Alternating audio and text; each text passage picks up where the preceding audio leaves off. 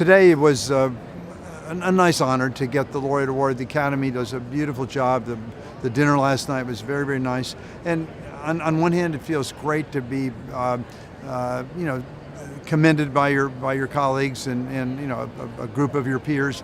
On the other hand, it makes me a little embarrassed, and it also, to me, it charges you with the responsibility to work harder and longer and never goof off. I mean, the last thing you want to do is to get an award and then retire. My father was a college professor. He was an extraordinary teacher. He made $18,000 a year his last year.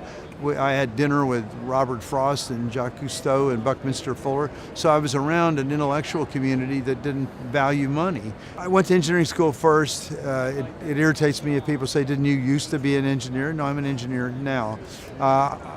Engineers are about problem solving, so you design products that can be constructed with reasonable prices and be reliable and delivered to customers worldwide, so they help patients see. That's the point. The point of it is to make patients see. And if you do surgery, you only help that patient. If you do engineering and teaching, you help a patient you'll never see on another continent, as well as throughout the US, and that's what matters to me. I see patients on Monday and Wednesday. I've always done that, so patients can come from afar and have surgery the following day. And I see typically 60 to 65 patients on Monday and Wednesday. Tuesday and Thursday I operate, typically 8 to 10 cases each day. So I'm averaging somewhere around 15 to 16, 17 a week. And virtually every Thursday I'm on the road. I fly jet, and I either go to California to do engineering with Alcon, or I go to meetings like the Academy and I teach. So typically Friday, Saturday, and Sunday, I'm either doing teaching or engineering.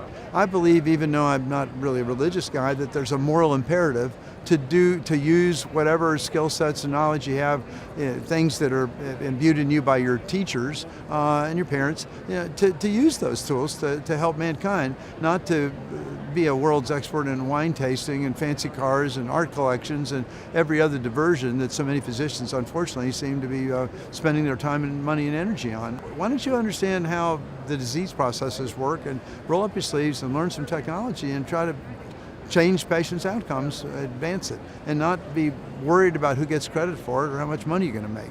A number of people that I didn't know if they were jealous of me or had any particular appreciation of what I've hopefully contributed made a big point of not just a formal handshake but a hug and saying, no, you deserve this. And I said, oh no, I don't know how I got it. And they'll say, no, you deserve this. If anybody did, it's long overdue. And so to have a tremendous number of very accomplished people, some of whom you're close to, which doesn't surprise me if they're nice, but people that you know about them, they know you, but you don't, they're not your brother or something. For them to say, hey, great show, a great accomplishment or whatever, feels good,